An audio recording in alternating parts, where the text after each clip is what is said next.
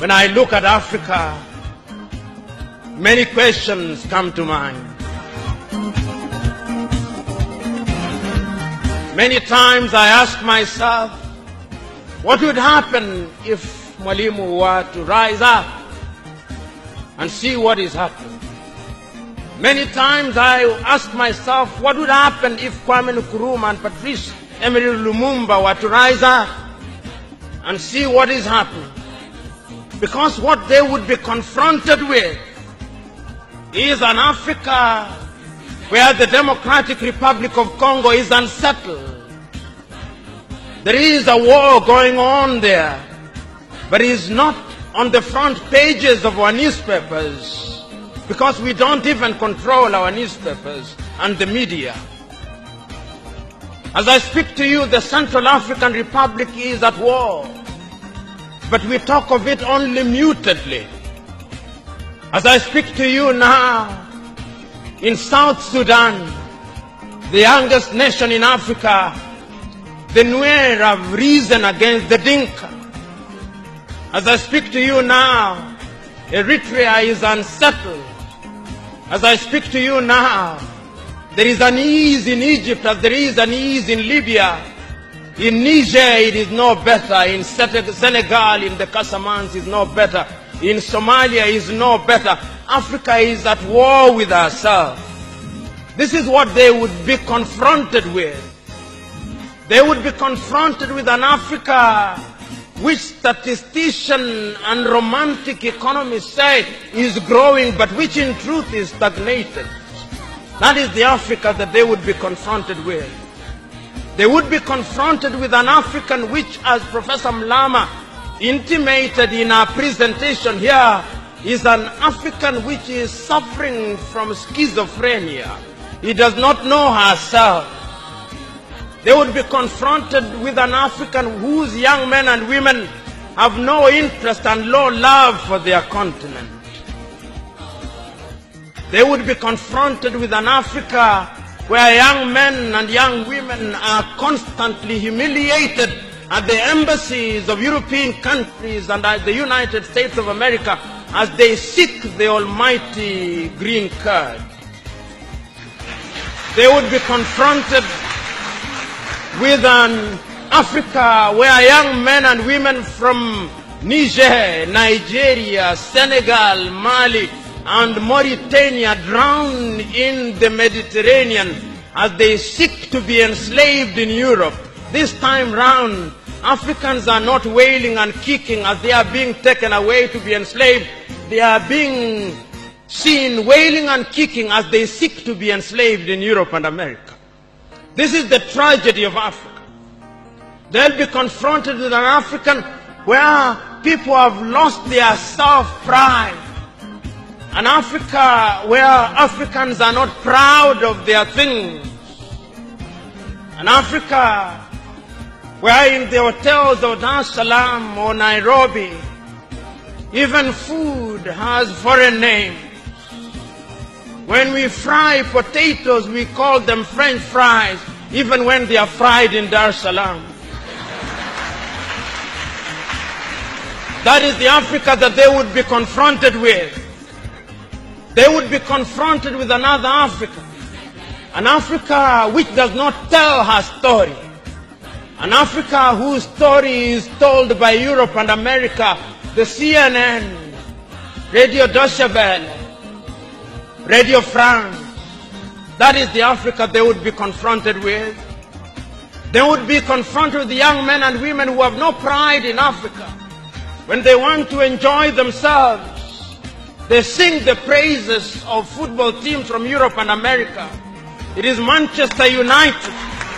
It is Arsenal. It is Real Madrid. And Barcelona, not Yanga, not Mufulira Wanderers, not Gor Mahia, not FC Leopards. No. That is the Africa that they would be confronted with. They would be confronted with an Africa which does not enjoy the theater and drama. That Africa celebrates Leonardo DiCaprio. It celebrates Angelina Jolie and Brad Pitt. The Africa does not celebrate Genevieve Naji of Nigeria, or Rita Dominic, or Lou Jacobs of Nigeria. It does not celebrate Bongowood or Nollywood or Riverwood. It celebrates Hollywood. That is the Africa with which they would be confronted. They would be confronted with African women whose greatest source of joy is cheap grade B Mexican soap opera, La Patrona, La Mujer de mi Vida, The Rich Also Cry. Why must we remind ourselves of these realities? Because throughout the ages, the battle has always been the battle of the mind. And if your mind is conquered, then you are going nowhere. And that is why in the ages of enlightenment in Europe, the great René Descartes said, cogito ergo sum, I think, therefore I am. And therefore, if Africans are to begin to make a contribution in their affairs, Africans must begin to think. But the question is, are we thinking? We have universities in their numbers. Tanzania has universities including Dar es Salaam. Nairobi has universities, as indeed Kampala, as indeed South Africa, Johannesburg. We have all these universities. We have engineers. But our roads are not being made by Tanzanian civil engineers. It is the Chinese who are present in this assembly who are making our roads.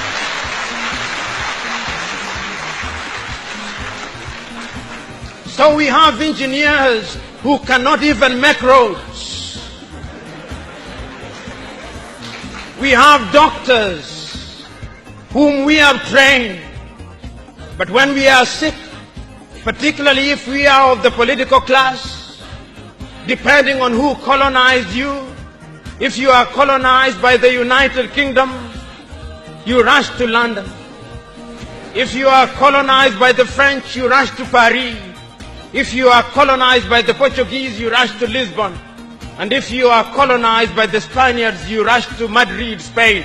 And recently, because the Asians are beginning to get their act together, we run to India. And very lately, because the Arabs are also beginning to get their act together, we run to Dubai. Notwithstanding that we have the Kenyatta hospitals of this country, the Muhimbilis of Tanzania, the Chris Hani Baragwanaths of South Africa, and the Mama Yemos of Kinshasa in Zaire or the Democratic Republic of Congo. But we have no faith in our doctors. In the area of education, we also don't have faith. Our political class introduced something that they call free education, that is free indeed, free of knowledge.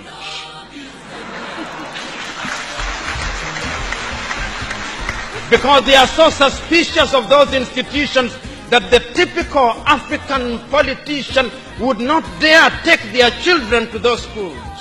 Their children will be educated in the British system, in the American system, so that when they graduate, they go to the United Kingdom, to the United States. Not that there is anything wrong with those institutions, but the agenda is wrong because our leaders long lost the script and ought to be described for who they are, our misleaders.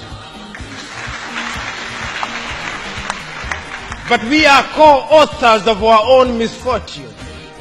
Whenever we are given an opportunity to elect our leaders, we are given a blank check. And if you give me a blank check and you allow me to analogize, and you say that I'm given the blank check to buy a Mercedes-Benz, what we do is that when we are called upon, having been so empowered, we buy what one calls a tuk-tuk from India and expect it to behave like a Mercedes-Benz. How does that happen? Because what we do is to elect thieves. We elect hyenas to take care of goats, and when the goats are consumed, we wonder why.